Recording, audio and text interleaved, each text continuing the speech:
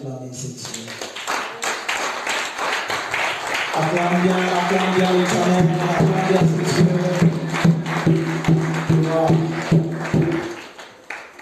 Gloire à Jésus. Je vous salue au nom précieux de notre Seigneur Jésus-Christ. Que Dieu vous bénisse. Nous sommes cet après-midi dans la présence de Dieu, dans un culte extraordinaire. Et je bénis l'Éternel parce qu'il est là. Je sens sa présence. Je sens que Dieu est là et que l'Éternel est en train de toucher, d'agir et de se manifester. J'aimerais dire à quelqu'un que tu ne sortiras pas de ces lieux tels que tu es rentré. La grâce de Dieu, la main de Dieu est là. J'aimerais cet après-midi parler sur ce thème, les parcours d'un héros. Les parcours d'un héros. Le parcours d'un héros. En lisant la parole de Dieu, j'ai pu comprendre que chacun de nous a son parcours avec Dieu. Tel que tu es là, tu as ton parcours avec l'Éternel. De la même manière que tu marches avec Dieu, ce n'est pas de la même manière que Dieu marchera avec moi. De la même manière que ton voisin marche avec Dieu, ce n'est pas de la même manière que tu marcheras avec l'Éternel. David est passé par la vallée, mais Élie ne dit pas qu'il est passé par la vallée de l'ombre de la mort. Mais Élie aussi a connu des choses, mais il n'est pas passé par la vallée. C'est pourquoi, dans cet élan ou dans cette pensée que nous sommes en train de prêcher aujourd'hui, dans le parcours d'un héros, on ne copie pas quelqu'un. On ne copie pas la marche d'une autre personne. Parce que chacun de nous a son étoile avec Dieu. Chacun de nous a sa manière dont l'Éternel Dieu est en train de les conduire et les diriger. Alors c'est quoi? C'est qui plutôt un héros? C'est qui un héros? Et quel est le parcours d'un héros? Laissez-moi vous dire cet après-midi qu'un héros est celui qui se distingue par les exploits ou par un courage extraordinaire. Un héros, c'est celui qui se distingue par des exploits ou par un courage extraordinaire.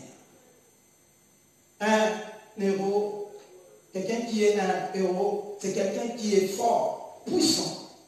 C'est un homme qui est brave, homme vaillant. C'est quelqu'un qui tient le rôle principal dans une histoire. C'est ça, être un héros. Et dans la Bible, laissez-moi vous dire qu'il y a aussi des héros dans la Bible. Et nous allons cet après-midi étudier la vie de plusieurs personnages de la Bible afin de comprendre comment ils ont marché avec Dieu, de quelle manière Dieu les a dirigés, de quelle manière l'Éternel Dieu les a conduits. Et en analysant la parole de Dieu, j'ai compris que les vies de ces gens n'étaient pas faciles. Le vie de ceux-là qui ont marché avec Dieu dans la Bible, ce n'était pas facile. C'est vrai qu'aujourd'hui, on peut parler d'Élie. C'est vrai qu'on peut parler d'Élisée. C'est vrai qu'on peut parler de David. C'est vrai qu'on peut parler de Jérémie. C'est vrai qu'on peut parler de tous ces hommes de la Bible. Mais leur vie, leur parcours, ce n'était pas facile. Et j'aime dire que la vie chrétienne n'est pas rose. Mais il y a des fois des épines dans la vie chrétienne. Beaucoup abandonnent parce qu'ils n'ont pas appris à marcher avec Dieu. Souvent, la vie d'un héros est passée par la souffrance, par le rejet, par l'abandon. Souvent, un héros est abandonné. Pourquoi? Parce que si tu es un héros, tu dois seulement te confier à Dieu, croire en l'Éternel et compter que sur l'Éternel. Souvent, ces genres de personnes sont abandonnées par les hommes. Parce qu'en réalité, tu n'es pas appelé à être conduit par les hommes. Tu n'es pas appelé à être soutenu par les hommes, mais tu es appelé à être soutenu par Dieu. Tu es appelé à être soutenu par Dieu. J'aime cette phrase qui dit que Dieu rend toutes choses possibles, mais pas faciles. Des fois, on s'attend que les choses soient faciles, alors que Dieu ne nous a pas promis la facilité. Dieu ne rend pas chaque chose facile, non, mais Dieu rend chaque chose possible. Ce n'est pas facile, mais c'est possible. Oui, ce n'est pas facile, mais c'est possible. Un héros n'attend pas que les choses soient faciles, non, mais il prie Dieu afin que l'Éternel et Dieu puissent rendre l'impossible possible. Dans ma vie, je ne m'attends pas que les choses soient faciles dans ma vie, non. Mais je prie Dieu qu'à tout moment, que je serai devant un obstacle, que l'Éternel et Dieu puissent me secourir. Parce qu'un héros ne compte que sur Dieu, pas sur les hommes. Beaucoup de gens aimeraient être comme eux, comme les personnages de la Bible. Mais peu de gens voudront passer par le chemin que Dieu les a fait passer. Beaucoup chercheront à être comme toi. Mais lorsque tu vas présenter ton parcours, par où Dieu t'a fait passer, les gens te diront non, reste avec ta vie. Je préfère rester comme ça. Parce qu'il va comprendre que oui, devenir ce que tu es aujourd'hui, ce n'est pas facile. Là où l'Éternel et Dieu t'a fait passer, beaucoup sont passés par là, mais sont morts. Mais toi, tu es passé, mais l'Éternel et Dieu t'a soutenu. L'Éternel et Dieu t'a soutenu. Le problème que tu traverses, si on donnait cela à quelqu'un d'autre, la personne va craquer. Mais toi, tu traverses ces problèmes comme si c'était facile. Non, c'est parce qu'il y a la grâce de Dieu. C'est parce qu'il y a la grâce de Dieu.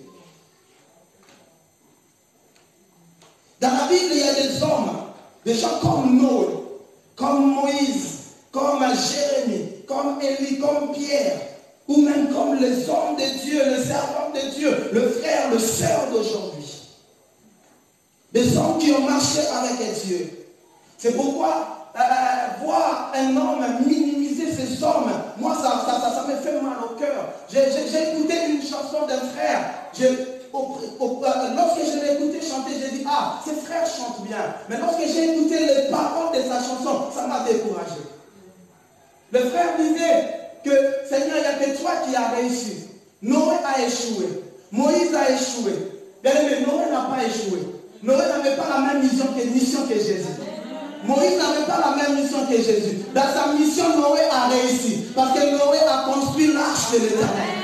Il a protégé sa famille. Alors dire que Noé a échoué, mais ce n'est pas connaître la parole de Dieu. Dire que Moïse a échoué, ce n'est pas connaître la parole. Lorsque Dieu a appelé Moïse, Dieu lui a dit, tu vas faire sortir mon peuple de l'Égypte. Sa mission c'était ça. Ce n'était pas de sauver l'humanité, mais c'était de sortir un peuple. Jésus avait sa mission. Noé aussi avait sa mission. Je ne peux pas comparer Noé à Jésus, je ne peux pas comparer à Moïse à Jésus. Chacun avait sa mission avec Dieu. Alors chanter de telles choses, ça me fait mal au cœur. C'est comme si nous n'encourageons pas ces gens. C'est comme si nous minimisons les chemins par lesquels les hommes là sont passés. Ce n'était pas facile de construire l'arche de l'Éternel et voir les gens se moquer de toi tous les jours. Mais continuez à construire. Si c'était toi, peut-être tu allais abandonner. Tu dis, Seigneur, ces personnes ne croient pas en moi. Pourquoi je vais continuer? Mais malgré les moqueries, malgré tout cela, Noé a continué. Ce frère a dit que Noé a échoué, il a fini sous l'arche. J'ai dit, mais non. Pourquoi les gens voient que le mauvais côté des choses? Mais les gens ne voient pas le travail que Noé a battu. Le travail que Noé a battu. Lorsqu'on parle de Pierre, on dit qu'il a régné Jésus. Mais on oublie qu'il était la première personne à prêcher Jésus. Et 7000 hommes se sont convertis.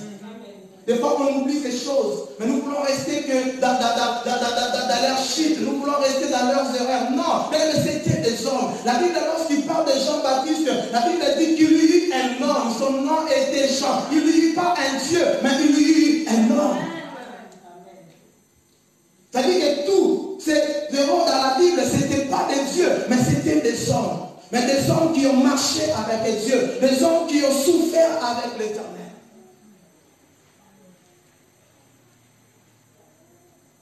Et par là, j'ai compris, lorsque j'ai écouté la chanson, que beaucoup parleront que de tes échecs et peu parleront de tes exploits.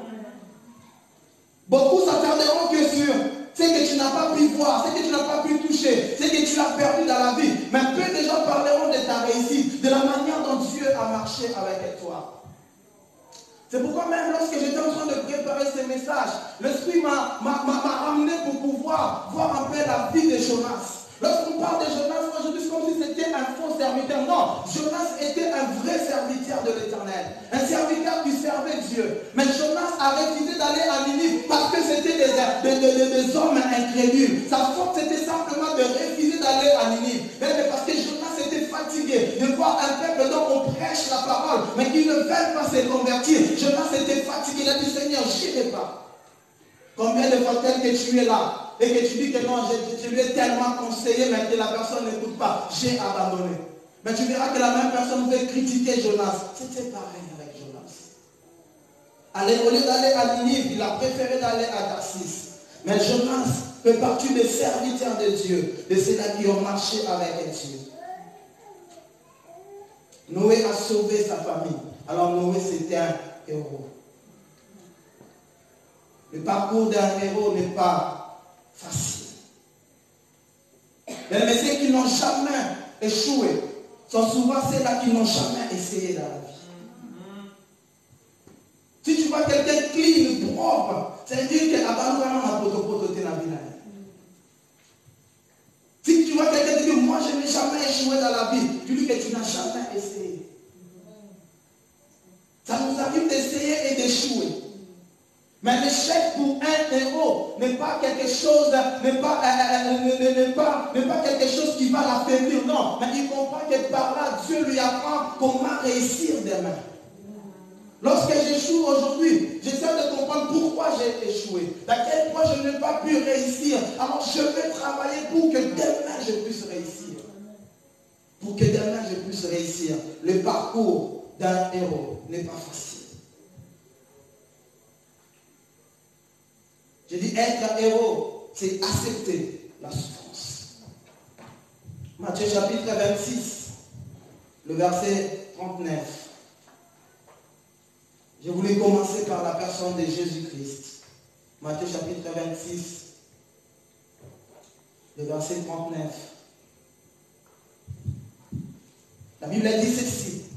Puis, ayant fait quelques pas en avant, il se jeta sur sa face et cria ainsi, mon Père, s'il est possible que cette coupe s'éloigne de moi.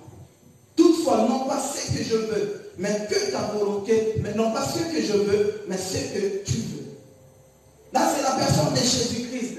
Jésus était 100% homme, était 100% Dieu. Mais dans sa dimension de 100% homme, Jésus-Christ était venu accomplir sa mission qui était de sauver l'humanité. Mais face à la croix, la Bible dit que Jésus va se jeter par terre. Jésus aussi a voulu abandonner. Jésus aussi a voulu oublier, abandonner la mission que le Père lui avait donnée. Et il a même prié, il a dit, Père, si cela est possible, si cela est possible, éloigne de moi cette coupe, si cela est possible. Mais après, sa dimension de Dieu va prendre le dessus et il va dire non, non pas ce que je veux, mais ce que toi tu veux. Ce que toi tu veux. C'est ça le parcours d'un héros. C'est-à-dire, ça arrive des fois, on a aussi l'envie d'abandonner. On a aussi l'envie de tout laisser. Jésus a voulu tout abandonner. Il a ressenti. C'est là, il a dit, Père, si cela est possible, éloigne de moi cette coupe. Mais il a compris que vaut mieux souffrir pour un temps que souffrir tout le temps. Je m'aimerais dire à quelqu'un cet après-midi, vaut mieux d'accepter de souffrir pour un temps que de souffrir tout le temps. Il y a certaines décisions que nous devons prendre dans la vie. Des fois, tu sens que tu vas souffrir après avoir pris cette décision. Mais peut-être que derrière cette décision, il y a une gloire qui t'attend après. Mais si tu refuses, bien aimé, d'accepter cela, tu ne vas pas souffrir un temps, mais tu vas souffrir tout le temps. Mais lorsque tu vas accepter la souffrance, bien aimé, tu souffriras un temps, mais ça ne sera pas tout le temps. Jésus a souffert à la croix. Mais la Bible dit, après cela, Dieu l'a souverainement élevé. Et lui a donné un nom qui est au-dessus de tous les noms. Afin qu'au nom de Jésus, tout genou fléchisse. Si le Christ avait abandonné, il n'allait pas être élevé par le Père. Si nous parlons de Jésus aujourd'hui, parce qu'il a accepté la souffrance. Parce qu'il a accepté la souffrance. Des fois, Dieu marche avec nous comme ça. Mais laissez-moi vous dire que la souffrance, des fois, c'est l'école de Dieu. C'est le chemin par lequel Dieu nous fait passer afin de nous enseigner. Lorsque les enfants d'Israël sont sortis de l'Égypte, Dieu va dire ceci, que ce peuples ne me connaissent pas encore. Ils pouvaient entrer directement dans Canaan. Dieu a dit non, ils ne vont pas entrer dans Canaan, mais ils vont faire, Dieu va les faire passer par le désert. Parce que Dieu voulait leur apprendre quelque chose. Dieu voulait apprendre aux enfants d'Israël qu'il était le Dieu qui est capable de séparer la mer Rouge. Dieu voulait prendre aux enfants d'Israël qu'il était le Dieu capable de faire descendre la manne du ciel. Dieu voulait faire comprendre aux enfants d'Israël qu'il était le Dieu capable de faire sortir l'eau du rocher. Il voulait enseigner les enfants d'Israël à le connaître réellement, sa manière d'agir, sa manière d'opérer, sa manière de marcher avec eux. Des fois, c'est par ces chemins que l'Éternel Dieu nous enseigne des choses. Même dans le parcours d'un héros, il y a toujours des doutes et des questionnements. Jésus a eu un moment de doute. C'est normal. Ça peut arriver. Personne ne peut dire que depuis que j'ai commencé à prier, ma vie chrétienne est toujours rose. Non. Non. On m'a toujours appris que la vie chrétienne rose n'existait pas. Pourquoi les gens abandonnent? Parce que nous venons avec l'idée comme si que tout était rose. Tout était rose. La Bible dit, j'aime la parole de Dieu. Matthieu 7, la Bible dit, cherchez et vous trouverez. Frappez et il vous ouvrira. Demandez et vous sera donné. Oui, mais il y a aussi des moments où tu cherches et tu ne trouves pas. Où tu demandes, tu vois comme si le ciel est fermé devant toi. Là, Dieu veut t'apprendre la persévérance, à continuer à prier, à t'agenouiller devant Dieu. C'est des moments qui arrivent aussi. Il est le Dieu de Matthieu 7,7, mais il est aussi le Dieu de ceux qui persévéreront jusqu'à la fin seront sauvés. Alléluia. Mais si tu t'arrêtes seulement dans Matthieu 7,7, tu vas abandonner Dieu. Tu vas dire, Seigneur, tu es un menteur. Or, Dieu n'est pas un homme pour mentir, ni un fils de l'homme pour se repentir. On va lire un roi chapitre 19, le verset 4 à 8. Un roi.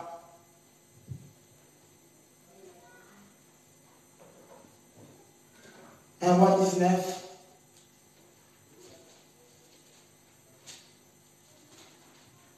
verset 4 à 8. Vous y êtes?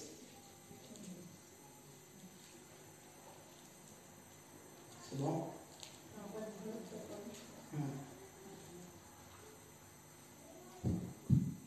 Un roi 19, 4 à 8, le nom de Jésus. Amen. Puis il marche, il laisse son serviteur à cet endroit, puis il marche pendant une journée dans le désert. Il s'assoit sous un petit arbre, il a envie de mourir et dit, « Maintenant, Seigneur, c'est trop, prends ma vie, je ne suis pas meilleur que mes ancêtres. » Ensuite, il se couche sous le petit arbre et il s'endort. Mais un ange vient le toucher et lui dit, « Lève-toi et mange. » Élie regarde, près de sa tête, il y a une galette cuite sur des pierres chauffées et un pot d'eau. Il mange, il boit et se couche de nouveau. Une deuxième fois, l'ange du Seigneur vient le toucher, il lui dit, « Lève-toi et mange, car tu dois faire un très long chemin. » Élie se lève, il mange et boit. Cette nourriture lui donne des forces, alors il marche 40 jours et 40 nuits jusqu'à Horeb, la montagne de Dieu. Wow. Amen. Là, c'est la personne d'Élie. Mais lorsque j'ai lu ce passage, waouh, Dieu m'a touché. Élie dont nous sommes en train de parler, c'est lui lorsqu'il a prié, le feu était descendu du ciel. Et lorsqu'Élie priait, Élie pouvait, par une simple déclaration, dire qu'il n'y aura pas de pluie en Israël et il n'y avait plus de pluie en Israël. Et Élie pouvait encore remonter sur la montagne, le mont Carmel, prier Dieu et il y avait la pluie qui descendait. C'est-à-dire que l'homme dont je suis en train de vous parler ici, c'est un homme des exploits, qui a expérimenté la gloire, qui a vu la main de Dieu. Mais un jour, Élie était aussi dans le tour. Et ici, on nous présente un Élie. Après un temps, la Bible dit que Jézabel voulait tuer Élie. Et Élie va s'enfuir dans le désert. Et Élie va arriver quelque part. Il était tellement affamé. Il avait faim. Il avait soif. Élie va prier, va demander la mort à Dieu. Il a dit, Seigneur, prends mon âme. Seigneur, je veux mourir. Or, ce que Élie oubliait, c'était quoi? Dans sa vie, Dieu n'avait jamais activé la mort dans sa vie. Et que pour Élie, il n'allait jamais mourir parce qu'Élie n'est jamais mort. Élie est monté au ciel. Alléluia. Élie est monté au ciel. Mais ici, le même Élie qui pouvait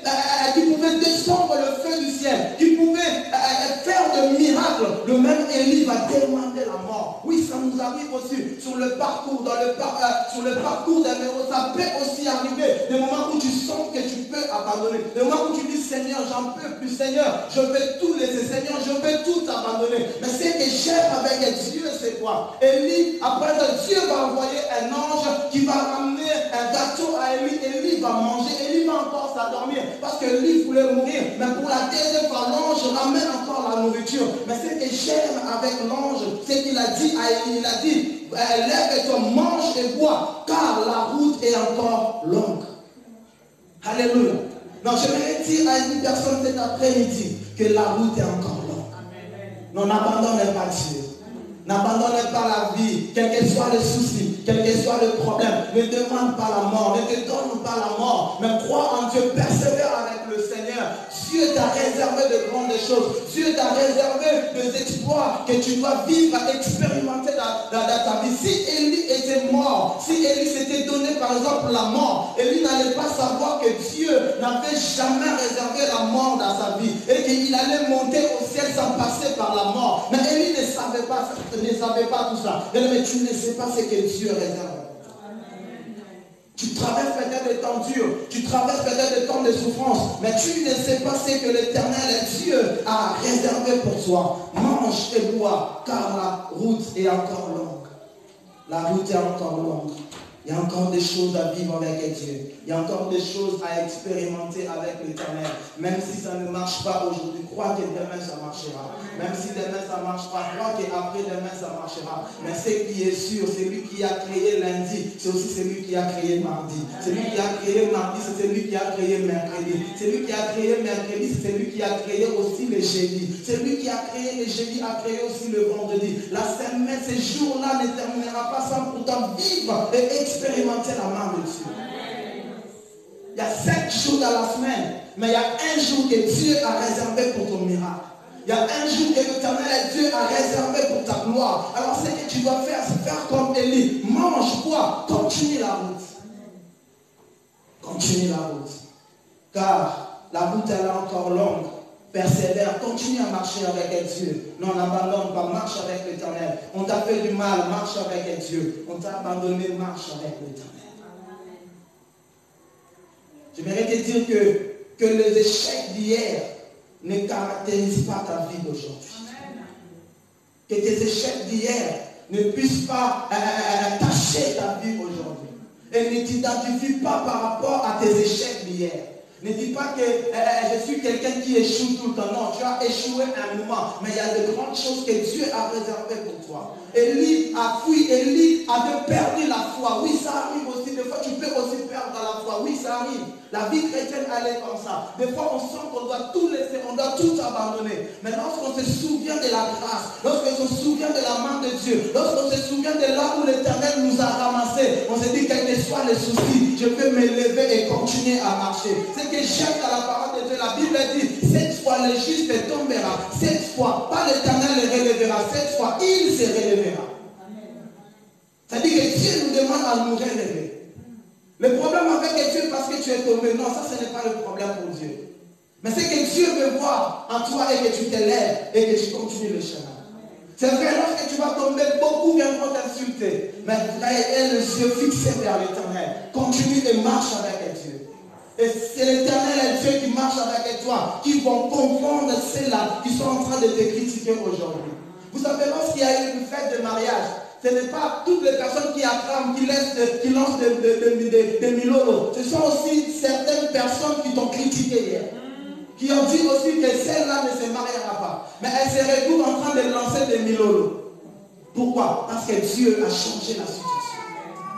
Nous avons un Dieu qui change les choses. Nous avons un Dieu qui transforme les choses. Dans la vie chrétienne, il y a aussi des moments de confusion. Oui, ça arrive. Des moments comme Jean-Baptiste.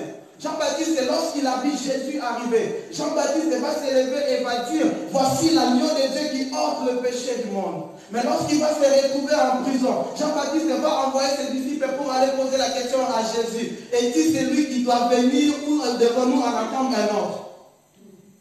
Or, c'est le même Jean-Baptiste qui a présenté Jésus. Mais c'est le même Jean-Baptiste qui pose aussi la question à Jésus. Mais j'aime la réponse de Jésus. Jésus n'a jamais répondu clairement à Jean-Baptiste. Il a dit, allez lui dire que les aveugles voient, les sourds attendent, les boiteux marchent, et la bonne nouvelle est annoncée. C'était pour dire que Jésus réellement, c'est lui que tu avais annoncé dès le début, que Jésus c'est lui qui ôte le péché de ce monde. Mais pourquoi Jean a posé cette question? Parce que Jean était dans le tourment. Jean était dans un moment de confusion. Oui, ça nous arrive aussi dans des moments de confusion, de se poser mille et une questions. Tu as des promesses de Dieu, mais lorsque tu regardes tout ce qui t'entoure, les choses qui t'entourent, tu commences à douter même des promesses que Dieu t'a données. Lorsque tu vois le temps avancer, tu dis, mais est-ce réellement, c'est Dieu qui m'avait parlé, ou c'était ma propre pensée, ou les hommes m'ont menti? Oui, ça arrive aussi. Mais il n'est pas un homme pour mentir, ni un fils de l'homme pour se repentir. Juge chapitre 8, le verset 4. Juge chapitre 8, le verset 4.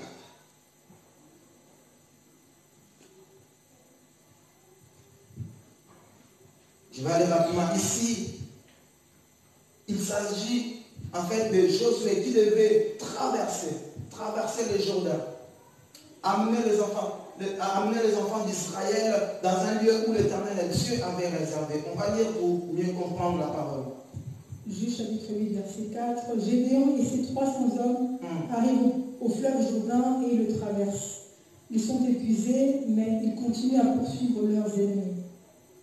Quand ils arrivent à la ville de Sukkot, Gédéon dit aux habitants, « S'il vous plaît, donnez des galettes de pain aux hommes qui sont avec moi, car ils sont épuisés. » Amen. Ce que j'aime, c'est la première partie où la Bible dit, dans ma version, la Bible dit « fatigués, mais poursuivant toujours ». C'est-à-dire que ces hommes, ces 300 hommes étaient fatigués de marcher. Ils étaient tellement fatigués, mais malgré la fatigue, la Bible dit, ils poursuivaient toujours, ils avançaient toujours. Mais malgré les situations difficiles, compliquées qui t'entourent, malgré que tu es fatigué, dégoûté, abandonné, continue à avancer avec Dieu. Tu n'arrives plus à courir, même marche. Mais si tu n'arrives plus à marcher, tu peux aussi ramper. Mais le plus important est que tu avances. Le plus important est que tu avances. Lorsque tu avanceras, tu feras un pas, mais Dieu fera le reste. Dieu fera le reste parce que tu lui fais confiance. Tu lui fais confiance. Ça arrive des moments de fatigue, mais tu dois continuer. Non, je viens de dire à une personne, tu dois continuer. Tu traverses des temps durs, tu es tellement dans le tourment, dans la confusion, mais continue la vie chrétienne. Car Dieu est avec toi. Dieu est avec toi. Ça nous arrive aussi d'être fatigués. Ça nous arrive aussi des fois, tu n'as même plus l'envie de prier. Tu veux prier, mais tu ne sens pas la force. Tu ne sens pas la force. Tu dis, je veux prier, mais j'arrive pas à rentrer dans la présence de Dieu. Mais ce n'est pas les démons, ce n'est pas les diables, mais c'est des choses qui sont naturelles. C'est des choses qui arrivent avec l'Éternel. Mais ce qu'il faut faire lorsque tu traverses ce genre de moments où tu n'as plus l'envie de prier, lorsqu'on organise le temps de prière, peut-être le mardi, le jeudi, viens prier pour recharger tes batteries. Et ça va te permettre de pouvoir aller et avancer encore plus loin avec le Seigneur. Moi, à chaque fois, je n'ai pas envie de prier. Mais je me réunis à celles qui prient afin de recharger mes batteries pour pouvoir continuer. Fatigué, mais poursuivant toujours. Poursuivant toujours. Ça fait tellement des années que j'ai donné ma vie au Seigneur. Ça m'est aussi arrivé des fois, je dis Seigneur, je veux abandonner. Je dis non, je n'abandonne pas. Je continue avec le Seigneur. Je continue avec le Seigneur. Hébreux chapitre 10, le verset 39. La Bible dit, nous ne sommes pas de ceux qui se retirent pour se perdre, mais de ceux qui ont la foi pour sauver leurs âmes. Nous ne sommes pas de ceux qui se retirent. Vous pensez que lorsque Paul écrivait cela, a écrit cela pour rien? Non. Paul a senti ce besoin de pouvoir se retirer. Paul avait l'envie de se retirer. Mais Paul va fortifier son âme. Paul va parler à son âme. Paul va dire que non, je ne suis pas. Nous ne sommes pas de ceux qui se retirent pour se perdre. Des fois, le plus grand combat, ce n'est pas contre les démons, mais c'est contre soi-même. Contre la fatigue, contre les dégoûts, contre les choses qui nous entourent. Mais lorsque tu es face à ces choses-là, tu vas déclarer la bonne parole. Et c'est la parole de Dieu qui va te fortifier pour pouvoir avancer. Car la parole de Dieu, c'est la nourriture par excellence. Lorsque tu médites la parole te fortifie. Alors ça t'aide encore à avancer, à aller plus loin avec l'Éternel. Nous ne sommes pas de ceux qui se retirent. Il avait envie de se retirer, mais Paul s'est levé contre cela. Paul s'est levé contre cela. 2 Corinthiens chapitre 4, le verset 8 à 10. 2 Corinthiens chapitre 4, le verset 8 à 10. Si on peut lire rapidement.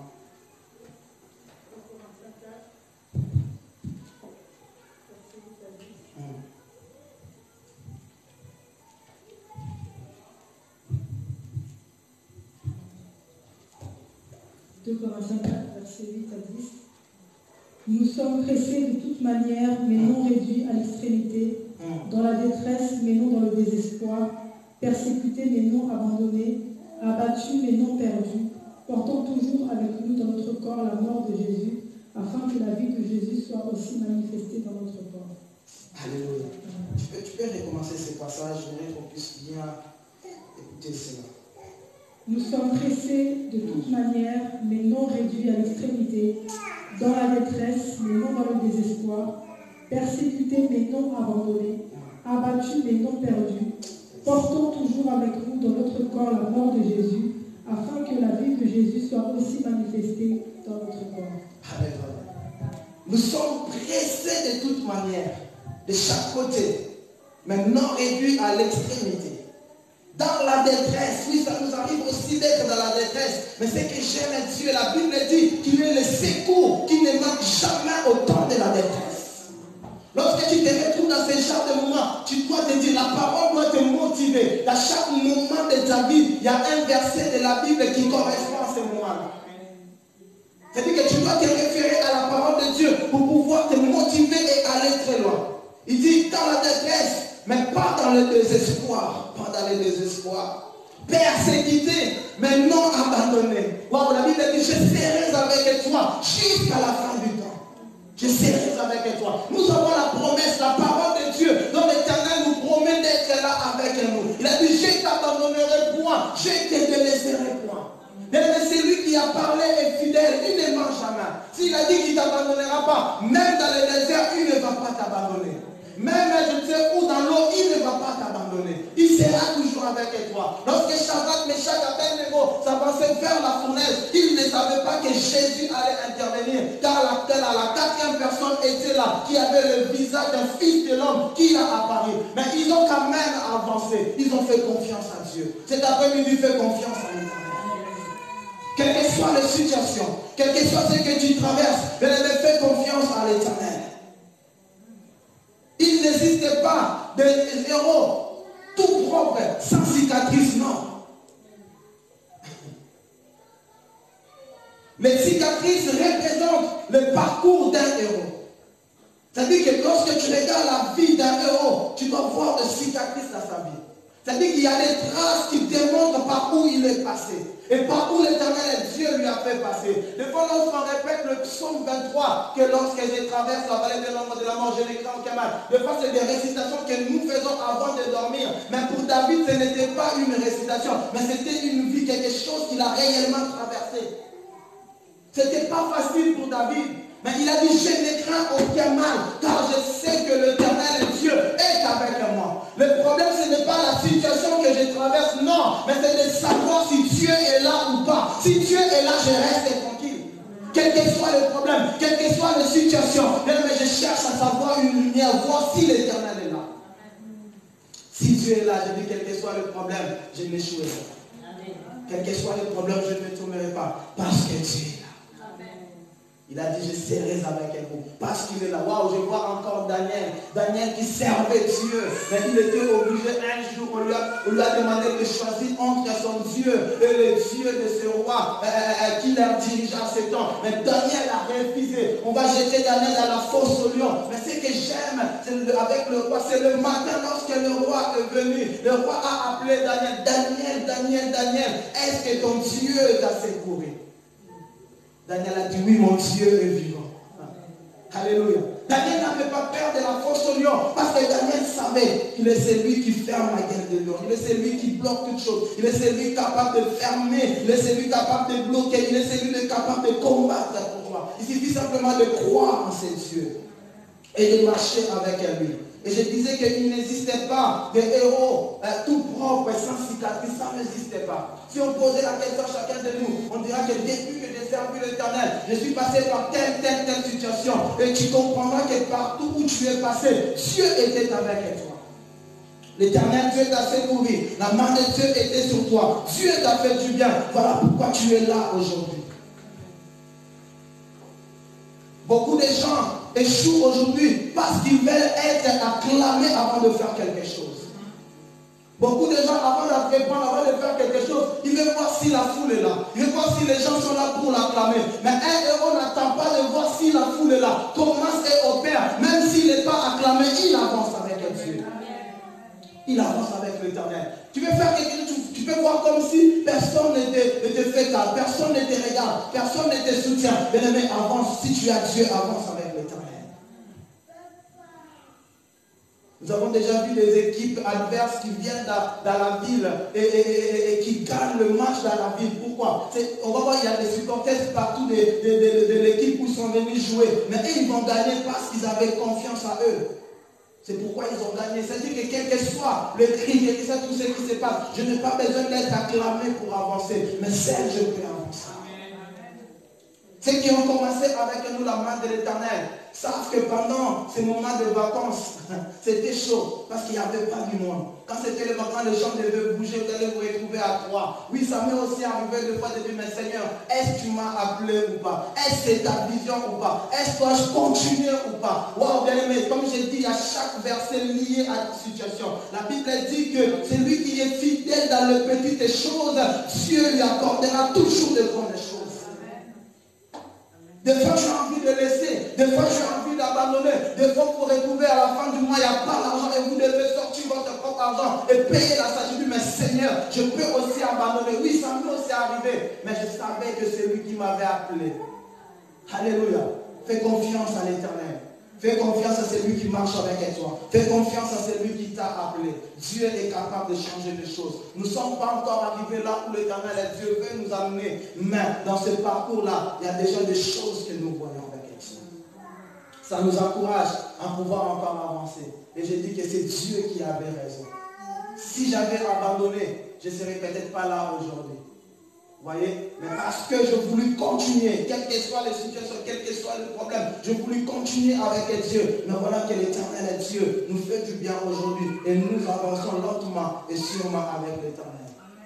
Comme j'ai dit, chacun de nous a son parcours avec Dieu. Et chaque église a aussi son parcours avec l'Éternel. Je dis dans le parcours, on ne copie pas. Mais on reste focalisé sur la vision. On reste focalisé sur ce que l'Éternel Dieu a dit. C'est qui fera en sorte que tu puisses aller de l'avant et expérimenter la gloire de Dieu. Et laissez-moi vous dire que le parcours d'un héros, c'est pas souvent la ligne droite, mais à l'école, on nous a aussi appris la ligne brisée. Mais on va voir toujours, il y a toujours le point A et le point B. La ligne droite quitte le point A pour le point B. Mais la ligne brisée peut aussi monter et descendre, mais ça atteint aussi le point B. Et des fois, la vie chrétienne, c'est comme ça. Il y a des moments où tu montes et tu descends. Des fois, tu peux dire que c'est comme si rien ne va, c'est comme si rien ne bouge dans ma vie. Non, tu es en train d'avancer. Mais tellement tu fais de petits pas, tu ne le sens pas. Mais tu avances avec l'Éternel. C'est ça la vie chrétienne. Ne t'attends pas que ce soit une ligne droite où tu marches avec Dieu. Non, mais c'est aussi, c'est une ligne brisée. C'est pourquoi lorsque Abraham marchait, lorsque Dieu a montré à Abraham la montagne où devait sacrifier Isaac, il était dans une autre montagne et devait aller dans une autre montagne. Mais pour arriver là, Abraham ne devait pas sauter, il devait descendre à la vallée. Dieu t'a montré le lieu de loin, mais tu dois descendre pour arriver dans le lieu. Beaucoup contemplent le lieu de loin, mais ne veulent pas oser descendre. C'est ça le problème avec certains enfants de Dieu. C'est pourquoi des fois nous pensons que l'Éternel Dieu n'est pas avec nous. Mais Dieu est avec nous, l'Éternel opère. Mais c'est nous des fois on ne tient pas cas de la présence de l'Éternel. Je peux monter, descendre, mais je sais que j'arriverai toujours. Lamentation chapitre 3. Lamentation chapitre 3, les versets 14 à 22, c'est très important que nous puissions lire cela. Lamentation chapitre 3.